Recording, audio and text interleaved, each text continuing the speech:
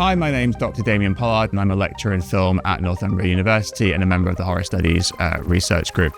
Most of my work looks at the history and theory of film sound, and I often use case studies from horror cinema as a way of better understanding how details from film sound designs can connect those films to the social, political, and cultural context in which they were made.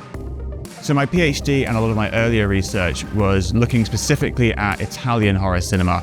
And I was really interested in the voice as an important part of those films' sound design. And an example of this would be the use of dubbing in Italian horror cinema.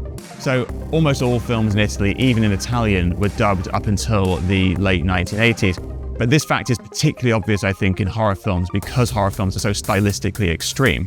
So we have lots of scenes where people are screaming or they're shouting or crying, and we have ghostly voices, where we can hear them, but we can't really see where they're coming from.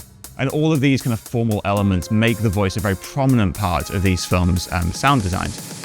And once we kind of start to think about the voice as being a prominent part of the sound design, we can start to think about kind of where it comes from more broadly. So the history of voice dubbing goes back to the history of fascist filmmaking in Italy, but it was also connected to the pragmatic considerations of a global film industry that was making films with international casts and international crews in Italy in the post-war years.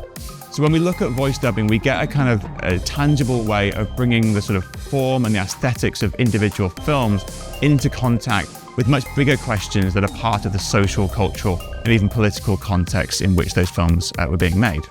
So my first book, which is titled Sounding Out the Giallo, should be out in 2025, and that's coming out with Indiana University Press. And looking forward, I'm still interested in Italian horror cinema, and I think that's something I'll be thinking about and reading about for a long time. But I'm also becoming interested in contemporary genre filmmaking in East Africa, and I'm starting to think a lot more about more abstract and theoretical questions around film sound, and particularly the relationship of film sound to questions of cinematic atmosphere.